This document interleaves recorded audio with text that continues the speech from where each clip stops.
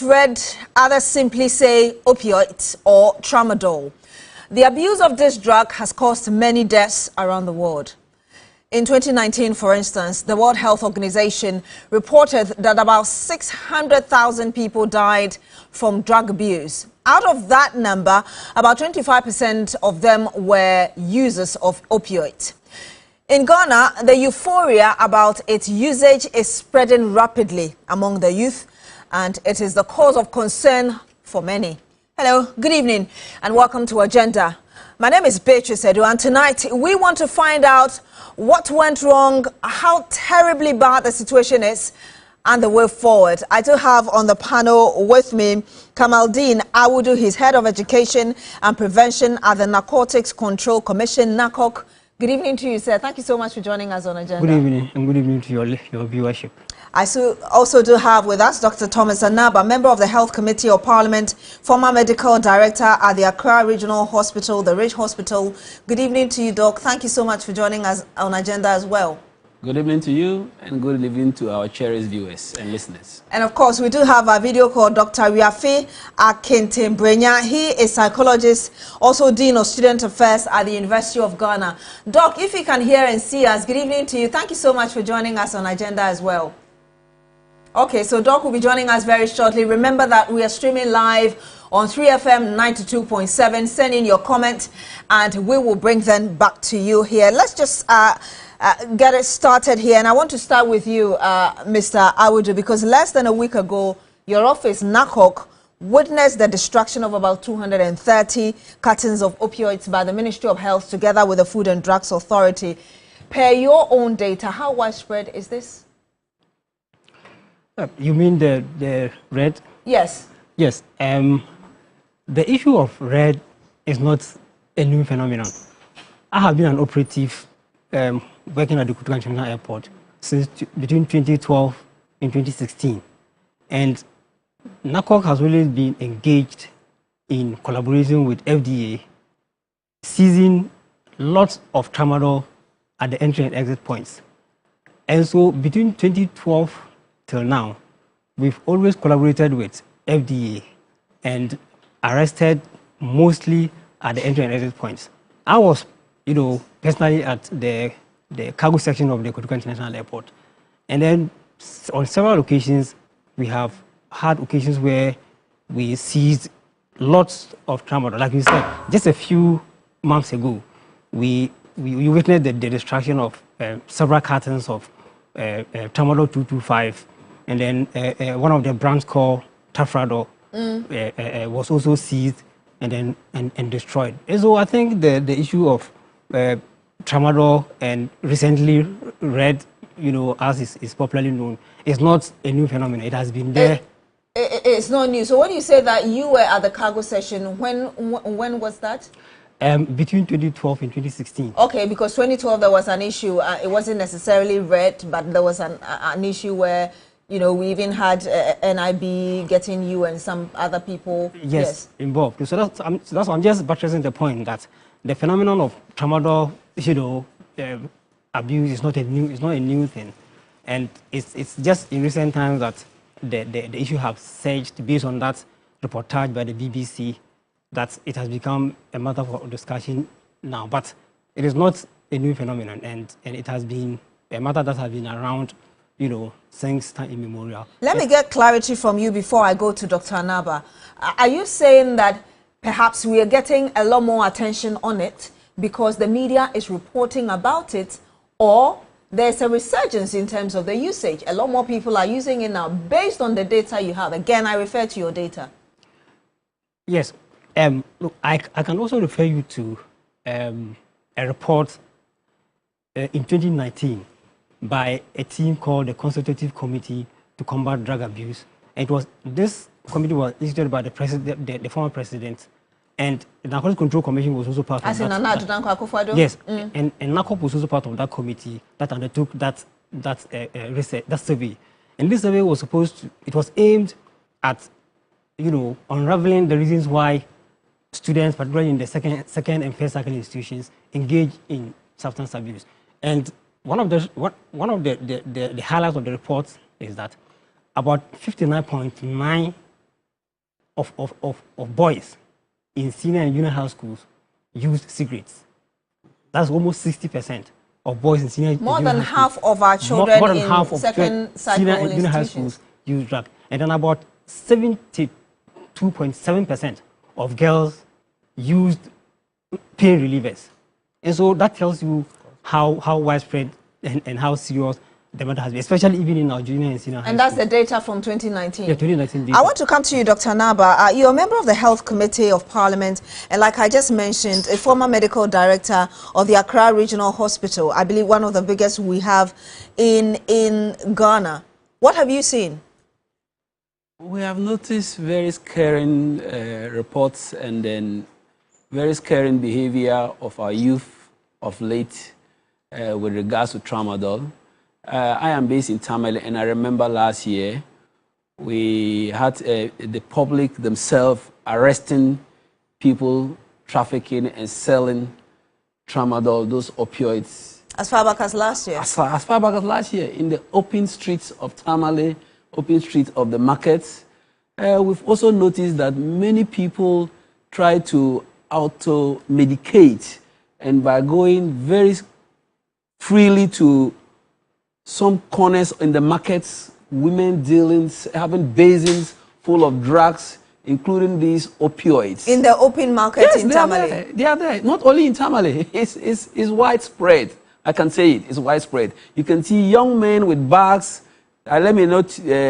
I'm going to use the word zabramas for want of a better description of the people. Not derogatory.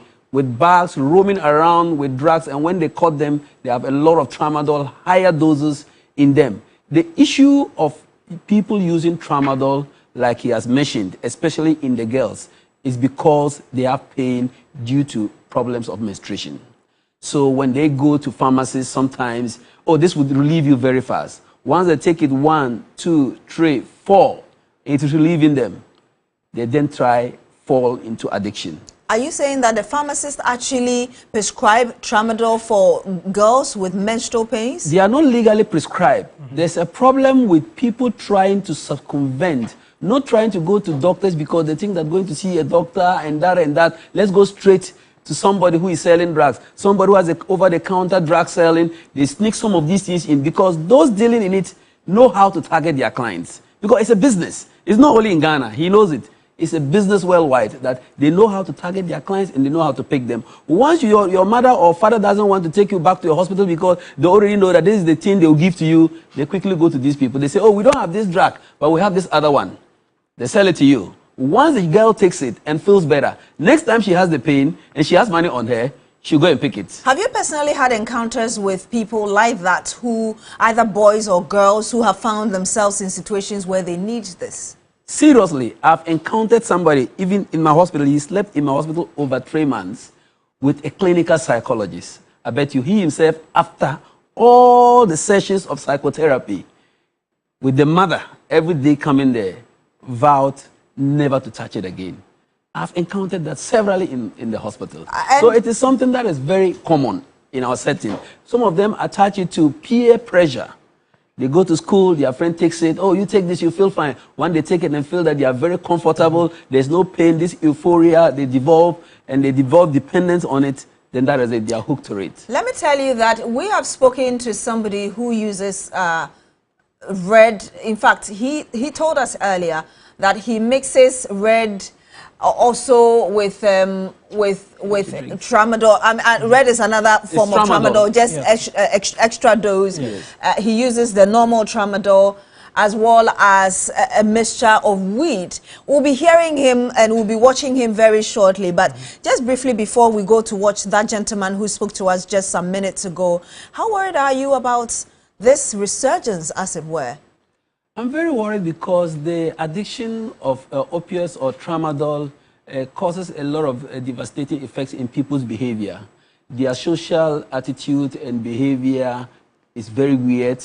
They don't act normally like everybody would act. They don't feel shy. They are aggressive. They look unkempt sometimes. They can, because of the addiction, they can even go pilfering, stealing, trying to get money to go and then buy the drug and then take. So it changes their social lifestyle altogether, and their ability to comport themselves adequately like any normal person is a problem.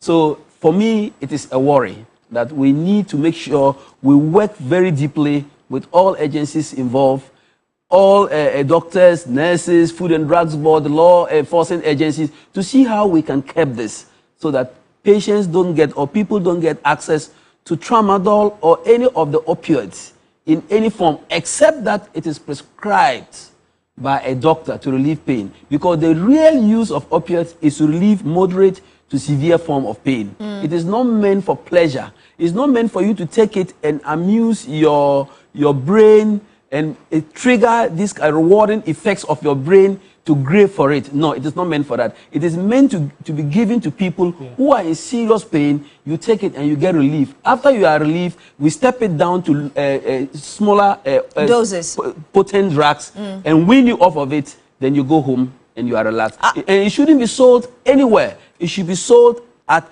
pharmacies with a prescription of a doctor. So you agree that there's a lot of laxity in our system? A lot.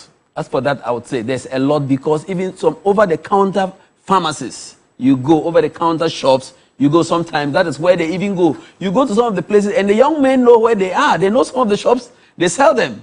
And to our surprise, I think the Food and Drugs Board and the law implementing agencies are those to really monitor to see who are those violating Have they failed? To me, in terms of opioids, they have. They have failed? They have. I want us to watch this gentleman who gave us his thought about using tramadol, read extreme doses of it, and then we'll come back to the conversation. Watch this.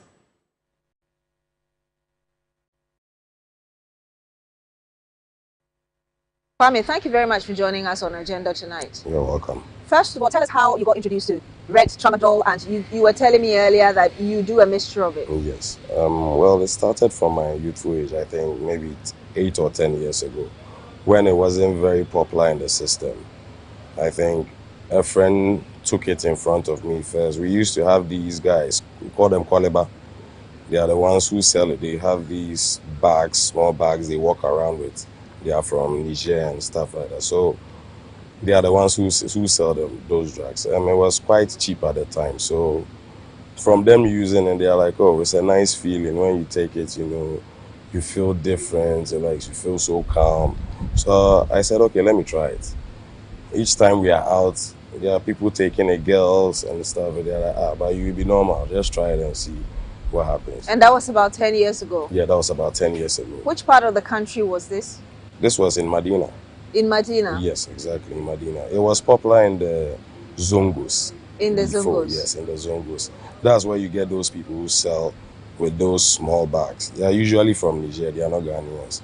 So when you tasted it and you liked it, how often did you get to use it eventually? Well, you know, like everything, when you do it for the first time, you do it for the second time, I think your system adapts to it and you grow in it. I think when you start drinking, you don't just start drinking 10 bottles. So the first time, at least, a bottle will get you drunk, and each time you do it, you outgrow what the level you were at. So it will get to a time one won't work that much on you. You have to take 2, and it keeps going like that.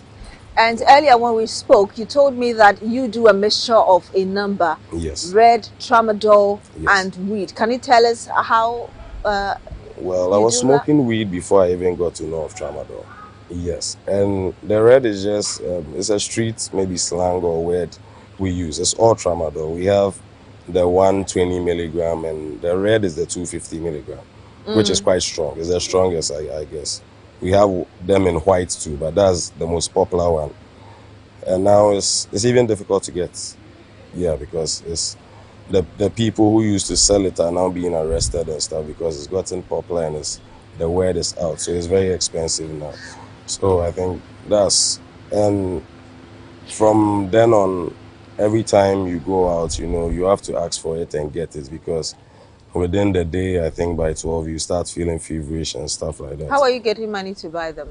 And now you're an addict, so you know. But obviously, you didn't stay in school for the past 10 years. Yes. You Yes. graduated. I believe you started to work. How Yes. were you able to get money to buy the drugs? Oh, well, you have to feed your addiction. However, whichever way, you know, sometimes you have to even go as far as, you know, stealing things from the house to go sell. I hope you get what I mean. Yes, and that's how it starts destroying you bit by bit, because now without it, it's like you can't function. And you were telling me, just going back to the earlier conversation we had about a mixture of these drugs, and I realized that you brought some samples. You have some weed and some tablets. Are you able to explain to us what those the leaves are and the 2 tablets you have, what they are? Well, this is weed. This is the regular weed maybe we smoke. Yeah, this is, we call this is amnesia. This is weed? Yes, it's weed. Okay. It's practically weed. So you may use the scissors to cut it, or we have crushers. You roll it with a Rizzler, and you put some. Oh, so it's already got that inside. So you just put this amount. Yes, and maybe use a scissors to cut it into. How much in terms of the grams? Well, there's a gram, so it goes for about 40 cedis. About 40 cedis, yes. weed? Yes. And it's fresh dried weed? Yes. So you roll it into the paper? Into the paper. And yes, and you put some fire behind it. Okay. Yeah. But what about the tablets? Well, the tablets is, that's the tramadol. You know, this is the tramadol? There are types, yes. They have grades. They have the 120 milligram, and the red is the 250 milligram. And this is what people normally call red? Yes, this is the Ogbani. Yes. But there are some pictures of red where you see the tablets bigger than this, or this is the usual? This is the actual size. This is the actual size? Yeah, they have other ones. There's a white one. It's also a 250 milligram. Okay.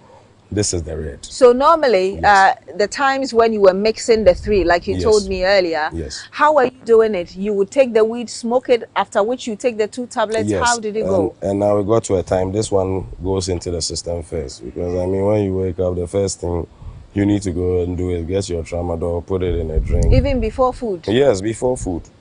Okay. It will get to the time when you don't take it, you can't eat. You can't function. Your whole day is just bad. You are getting angry each and every minute. Yes, and that's the effect. Okay. Yes, it has on you. And when you take it, how long does it take before your system starts reacting to that? Well, in the beginning, maybe it would have taken you a whole day to get out of your system.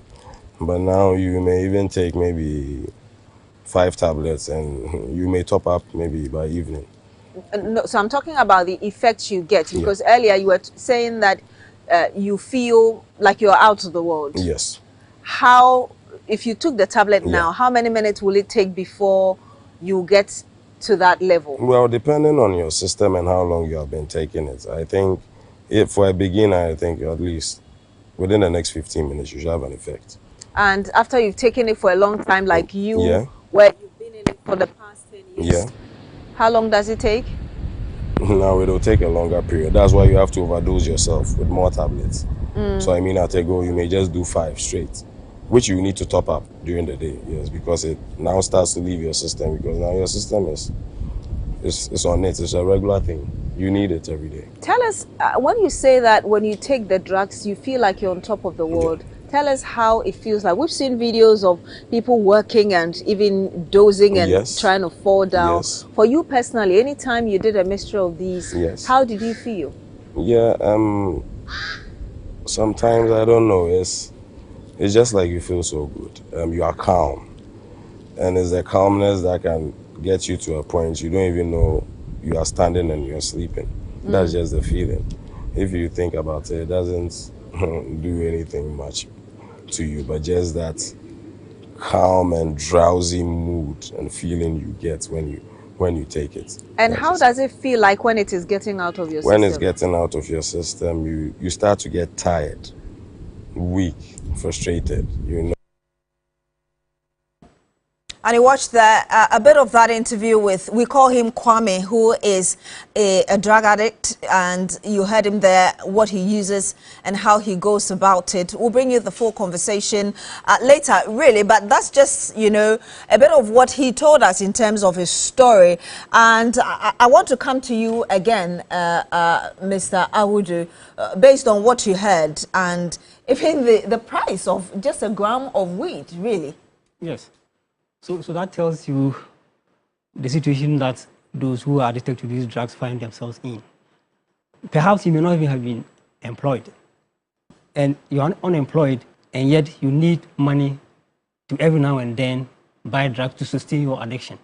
And that tells you that such a person is very vulnerable to engaging in several acts of, criminality in order to get the monies, to buy his medicine.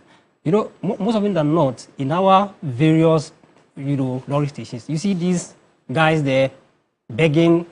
The person comes with a very nice story, telling you he's coming from far away, asking you for money. Most of these guys need this money to go and sustain their addiction.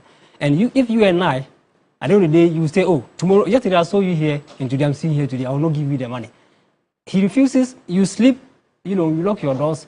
This person comes to you, possibly enters your home, because he must get money at all costs to go and get the drugs. Because if he doesn't get the drug to take, he cannot function normally, like you and I, because his body has become so tolerant to the drugs to such an extent that he relies basically on the drug to function properly in a day.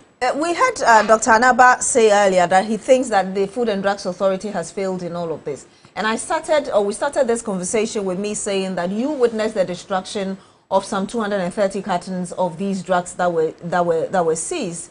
Would you agree with what Dr. Anaba is saying, that indeed the fact that we have this spreading and people can easily access them means that we have some institutions that have not really performed as they should have? Yes, well, I heard Doc say that, in his opinion, he thinks that law enforcement has failed or the agencies have failed. But I disagree humbly, because, the issue of the fight against drug abuse is a concerted effort. Security may have been at the borders, ensuring that these drugs will not go in. But remember that we have what we call these unapproved routes. And narcotic officers may have their presence in most of these border positions. But we only find ourselves in the approved areas. But these, bad people usually go through the unapproved Is routes. that not just an excuse? Because we've been hearing of unapproved routes I'm for a very long time. I'm building a point. I'm building a point. I'm not saying that it's an excuse for us not to know that people are using unapproved routes. But look at the vast, land area. The security cannot cover that vast area. It is, you only are able to identify that this is an unapproved route when an arrest has been made. Where is the next unapproved route? Security is unable to know that. And that's why I'm saying that in as much as we have a duty to perform at the border post to ensure that these things do not come in, the wider society or the communities also have that responsibility to ensure that information is given to the security agencies. Security usually, essentially rely on information from the general public. And I'm coming to you, Dr. Anaba, before we go to Dr. Riafia Kintin. Hopefully his connection is better. But before I do that, I want to read a comment from Jonathan Zobi, who says, how are you having such a major conversation without the FDA or pharmacists as part of your panel? I'm sorry, FDA has been unavailable. And so is a reason you don't have FDA on the panel tonight. But Doc, obviously, Mr. Adu disagrees with you, that you should admit that the security agencies cannot cover all the routes that are seen as unapproved. Thank you. I think he can say he disagrees, and I respect his opinion. But as a citizen, we have agencies who are supposed to ensure that our borders are tight. We're able to close our borders to prevent COVID-19 from coming into Ghana. We have soldiers to litter them throughout the borders to protect Ghana. If you continue saying this in public, in television, that our borders are porous because security agencies are not up to standard to take care of it, our enemies can come in here any day. If Ghana government wants to block our borders to prevent opioids from illegally entering into the country, it must be able to do it because China is doing it. Russia, you can't take a drop of These are opioids. developed countries. You are a developing country. You see, that's the problem. These are devolved countries. When are we going to devolve if we don't implement what makes us to be devolved? We have to implement what makes Ghana to be a devolved country. Our soldiers are sitting in the barracks and the rest. Send them there like they went and blocked COVID-19 from every corner. No one could enter Ghana. Send them there to go and work. Their work is to protect the country. If opioid is being brought in illegally and is destroying our youth, those who are supposed to take care of this country in future, it is the duty of the country, the government, to push the military, the police, whoever, to block the borders. All the unapproved roads must be identified. The military have the duty to identify all unapproved roads. Immigration has the duty to identify all unapproved roads. In the moment a new one is created, they have to go and block it. That is their work. That is what we pay them for. So if you say that no, they have not failed, to me, they have not performed the way we want them to perform. That's why we have illegal drugs coming into the country. Per the law, that is their duty. Food and Drugs Board is supposed to ensure that no one sells any drug in the country that is not lawful.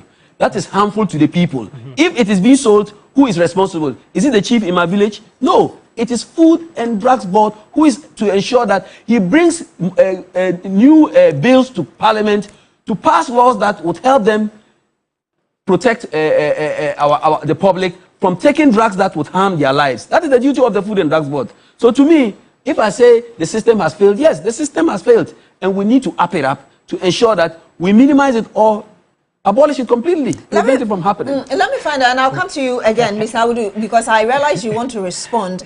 But I want to, hopefully, Dr. Rafia Kinting is on the line with us. Doc, are you on with us? Okay, connection to Dr. Rafia Kinting is not really helpful. I'm with you. Okay, we can hear you. If you can turn on your video, Doc. Okay, we can hear you now. Let me just go ahead and ask you my question. I'm sure you've heard what has transpired so far with Dr. Anaba, his thought, and what Mr. Adu from NACOC is also telling us. From where you sit as a psychologist and indeed Dean of Student Affairs, why do you think we got where we are beyond the arguments the two gentlemen in studio are making?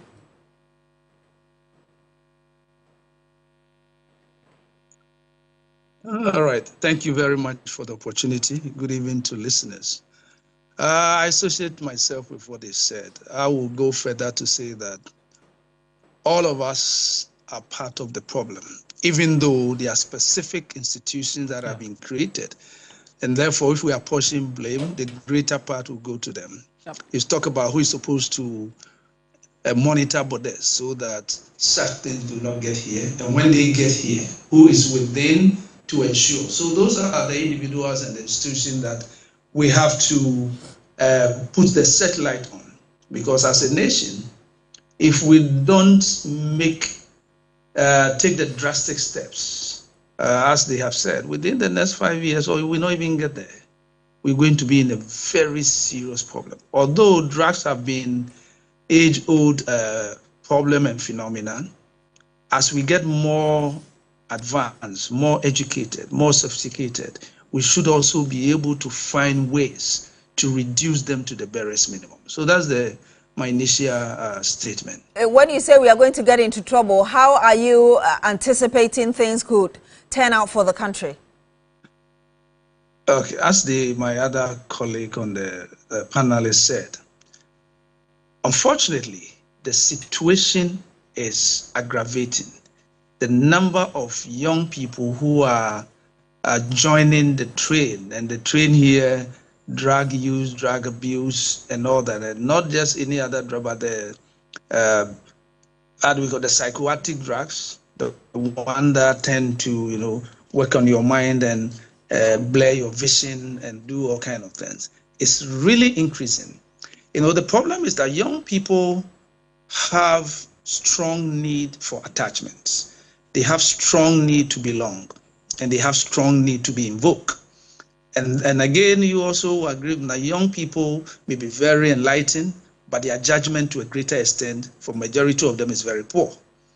So they see other people do it, they think it's okay. And now with social media and the fact that everything seems to be acceptable, just say anything, not only even in drugs, but other issues or other things that ordinarily should not be allowed to be on the screen, either radio or television or even on social media.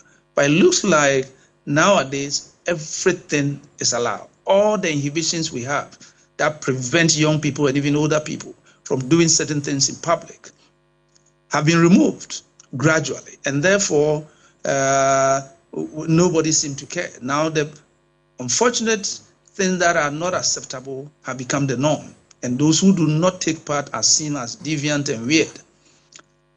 Therefore, unless you have a very strong family background that you have inculcated certain values that even in the absence of your parents or the rules, you don't engage. Dr. Yafia Kentin, we'll come to you again very shortly. Of course, we're looking at solutions, and when we come back, that's what we'll look at. But I just want to read this comment from Togbi Anyigba, who says, I think this war should be a collective fight. My best friend died just 2 weeks because of taking excessive opioid. He will be buried coming Sunday on 12th April. Actually, we were together into cannabis, but I stopped and he continued and migrated into opioid. So he went on. Oh, okay. Doc is on. Doc, we'll be coming back to you very shortly after this break, because when we come back, we're going to look at solutions beyond the blame game. What do we do to ensure that we nip this in the bud before it gets out of hand?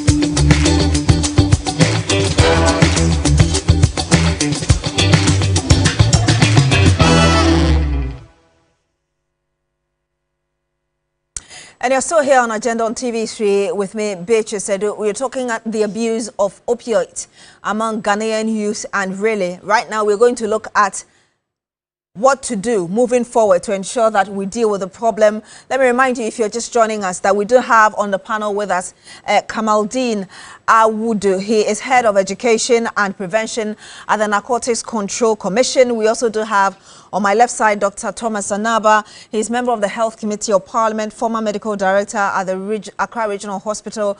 We do have a video call as well, Dr. Wiafia Kintin Brenya. And I'm coming to you, Doc. You were making a point earlier, but really, I want to ask you another question about this is an obvious dangerous drug. As a psychologist, head of Dean of Student Affairs, really, why would people use it? Just a quick one. I'm the Vice Dean. Vice Dean, yes. Why would students use it? Yeah, normally, as I said earlier about young people, there's a tendency for them to belong. And therefore, if we're in a group that are engaging in certain kind of behavior, you also feel like trying. They will even push you in a subtle or direct way. So that is one. Sometimes people also want to experiment as to why is it that others are doing this. And the several other reasons will also be, some people think that they need more energy, either to work, especially those who do those manual work that require a lot of energy, and several other reasons. And also the apparent satisfaction they claim they get from it. Either they are sedated or it gives them, make them euphoric. So these are some of the reasons why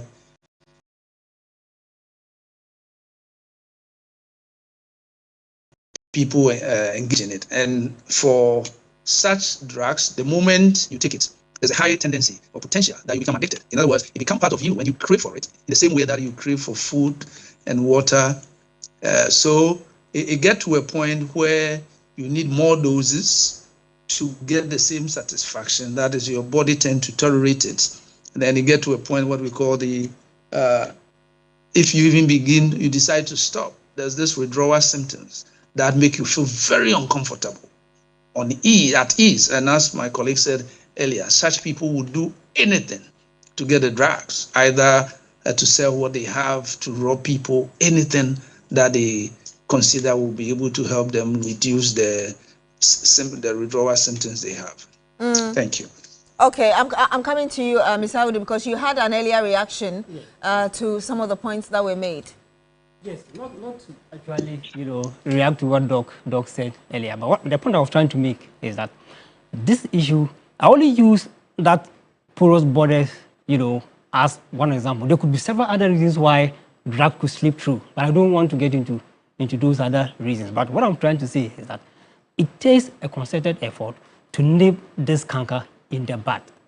And it takes both law enforcement, state agencies, and then the communities and even parents to ensure that we curb this canker. Because these videos we are seeing on social media, these guys belong to families.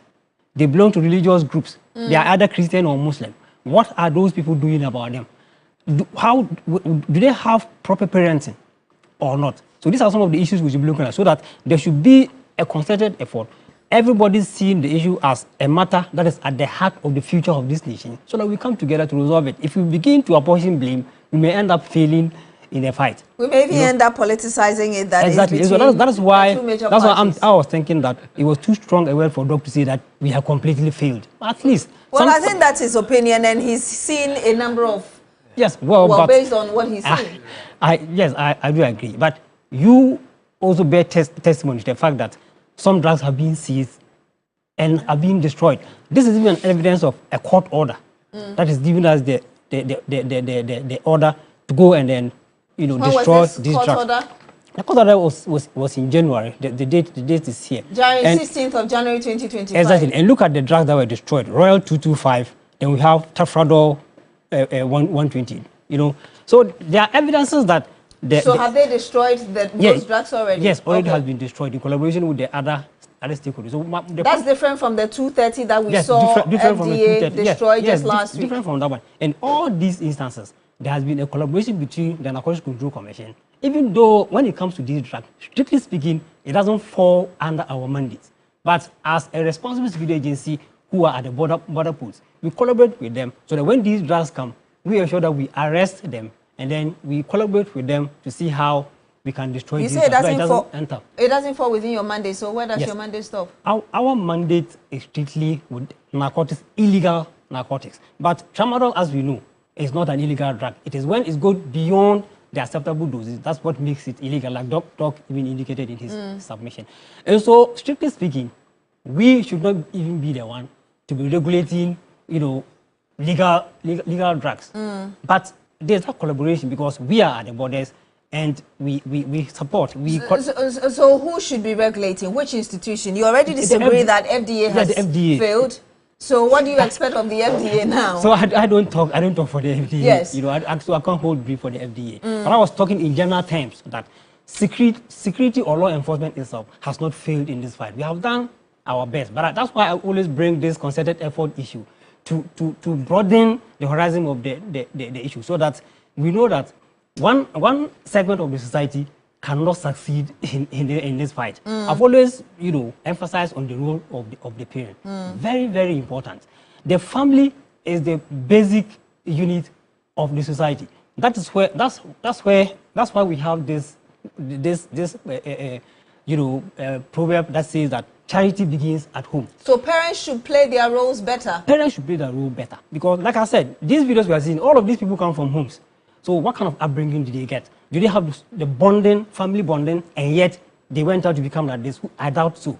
So family bonding, parents who have their kids, let's look at even the proactive, aspect. Not, these ones have gone beyond even you preventing them. They've gone beyond prevention.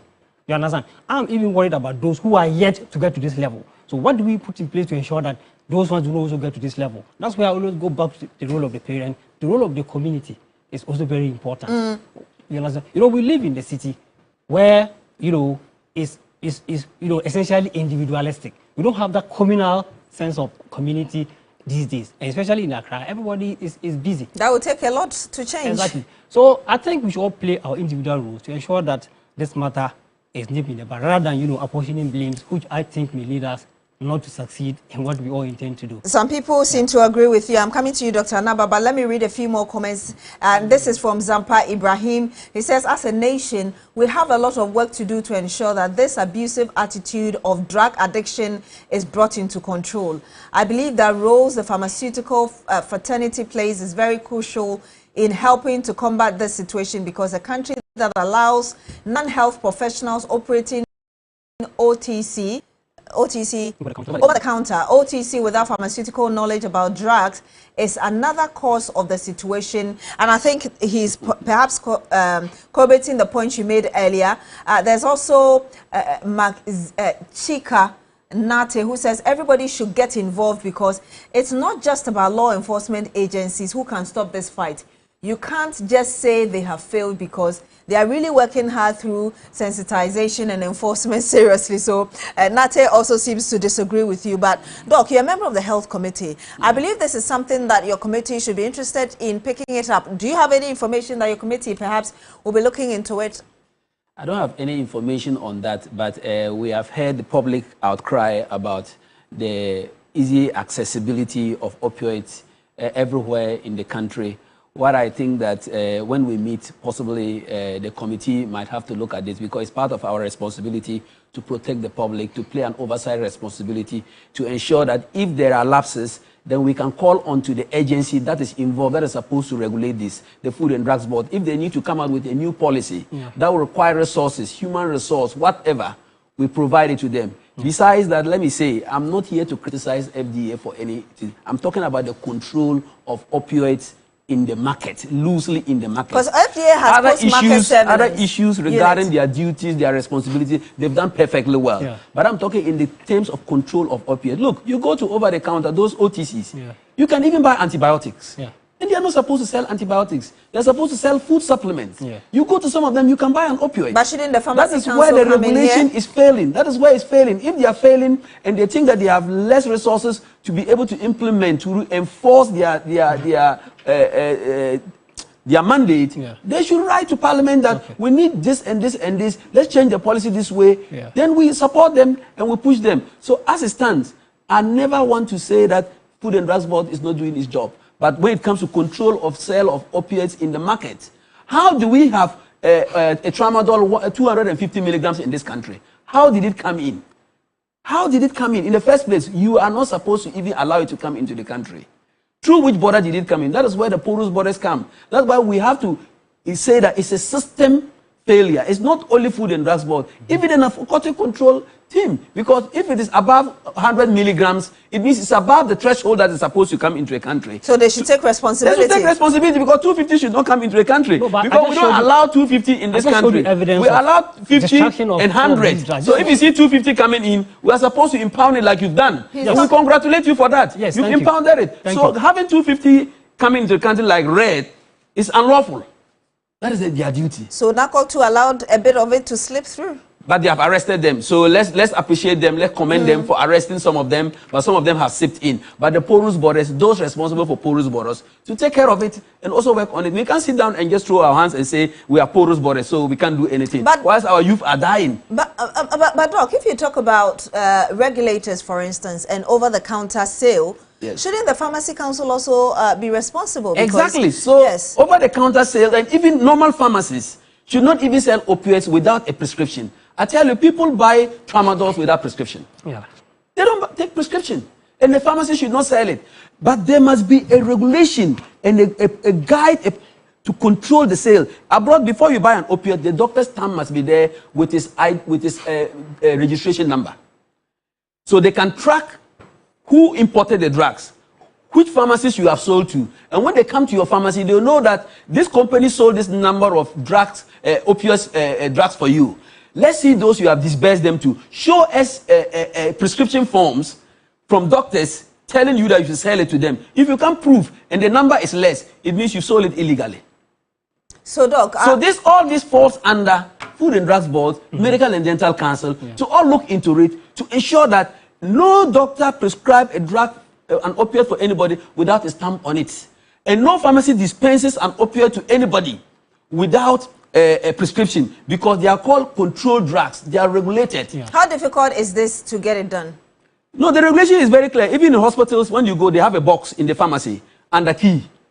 But outside the hospitals, that is where the problem is. It means that we may have to restrict the sale of opioids only inside hospitals. When you have excruciating pain, the doctor prescribes for you, then you take it. It's already in the market. That's the problem. I can also say that actually I met some police officers arresting 2 people. Yes. They were on a motorbike in what you call the Ghana must go kind of plastic, and they opened it and it was full of opioids. They had to take them to the Accra Regional Police Office. So yeah, that is happening. So that tells you that it's already in the market. You've already attested to it. How do we get it cleared out of the market?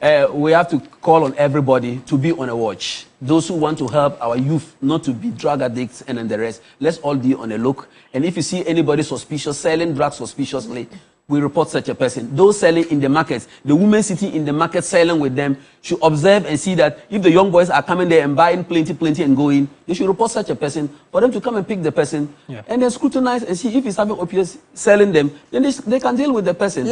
Our pharmacists should also desist from selling opioids, especially the OTCs. Selling opioids in their shops to people without prescription. They are not even allowed to sell it. And Food and Drug Board must also have a lot of surveillance. In some of these, you do some soups. They have post-market surveillance. National security can send people deliberately to go and look for it. If they go and they can really buy, they can deal with the person. That is why the security agencies come into play. So I want to take you back a little bit. Are you going to raise this issue as a member of the Committee on Health? I can put a statement into it in Parliament. Is that something you want to do? Something I can, yes. Bearing in mind that you've already said that you're concerned about this. Definitely, I'll do it.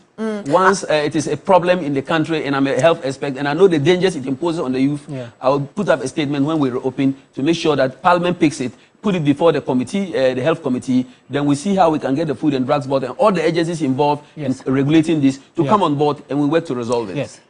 Let me come to you, Dr. Rafia Kenting. Before I do that, I want to read a comment, and I'm just coming to you for solution. From Michael Sina, says, weed is now selling like petrol. Young boys and girls are now smoking anyhow. Every Saturday when it is time for people send their dead relatives to the cemetery, where That's where you will see the size of weed people are smoking. Let me, Doc, we're looking at solutions here. We just had Dr. Anaba just telling us that he's going to raise the issue as a member of the Health Committee of Parliament. Where do we move from here? It's a long list of, yes, definitely Parliament has a role to play because they need to look at the laws, say that are there new drugs that are not in the law, and therefore people are using it, and even if you arrest them, you cannot prosecute. As you know, you cannot prosecute individuals for offense that is not clearly stated. So that is part of it. But the other thing is that we may assume that people know that what they are doing is wrong, but not always. So I will go back to the usual issue about education, sensitization. And that is where the media comes in. The media have played significant role in the past. For I can recall something like when the late, let's go when President Kufuor knocked out the 4 zeros from the CDs. It was something that almost everybody heard. Why? Because on radio, television, different languages at different time. During COVID, there were a lot that we heard. For seminar, kind of trying to keep clean. So we need to educate, sensitize. Then the next step should be the enforcement. We need to up our game. We need to enhance it. I think that is not up to a level that we expect, especially looking at the rate at which it's being, individuals are engaging in it. So the enforcement, then we get from the enforcement, those who are caught, either they are the big guns or the smaller ones that are pushing, they must be prosecuted. And one challenge we have in this country is what in Tree we call Jantua, the intervention type. Somebody engaged in offense, a chief, an MP, a big man, big woman, they intervene. And in the end, of course, sometimes you say, oh, first time offense. Some of them may not do it again. But there is this thing about, as long as I know I have somebody at my back who will come and tell the police officer or whoever has arrested me to leave, it becomes problematic. It's kill morale of those who are on the field to enforce the rule. We'll go back to the family because it is important that when you build the bond, when you build the attachment, and you continue to have engagement, quality time with your kids, the probability that they will become wayward becomes very low. But where we are almost always chasing money and just provide what we think is okay in terms of material, or even do not have attention for our children, it becomes a big. Then the last one I will talk about is what Doc has already, and I think the other panels have already raised. Prescription is prescription. Over the counter is different. But here, where anybody can just walk anywhere and buy even from a pharmaceutical. Elsewhere, even common cigarette, let me use the word common, cigarette, or ordinary beer, unless a certain time and we have a photo ID to show that you are of age, you cannot. When we move away from this, the other angle is the black market one. That is extremely serious. If you could be wrapping up for us, Doc, so we can wrap up. Okay. The black market one, because that one is where now people they use in different way and they can put it anywhere and sell it anytime, as someone said during funeral and all that. So we have a long way to go. And I'm sure with this type of discussion and also enforcement, true and true, we can make headway. Thank you. True and true, we can make headway. Thank you very much, Dr.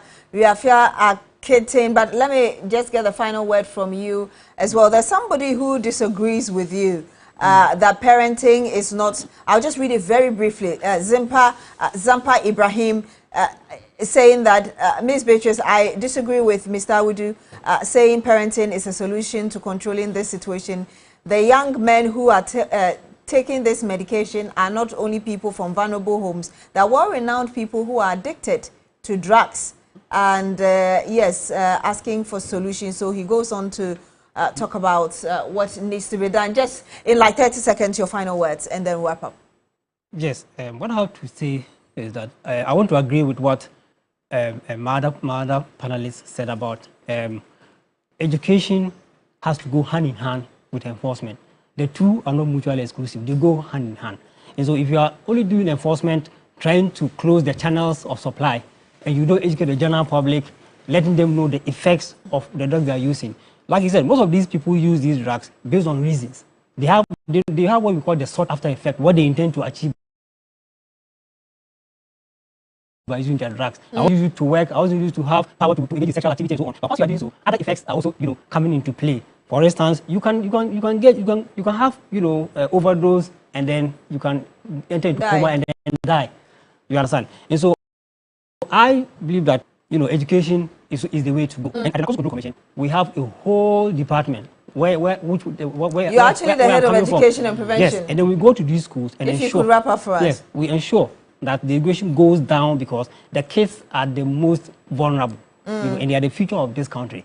And so educating them to know what the effects of these substances are is very much important. And so we have even done what we call the drug-free clubs in school. If you can make this your headline, I'll be very happy. We are establishing drug-free clubs in schools where we train students as peer educators to educate their peers. And I believe in all the cycles of schools. Yes. All right, thank you very much. Rahim Wumpini Jr.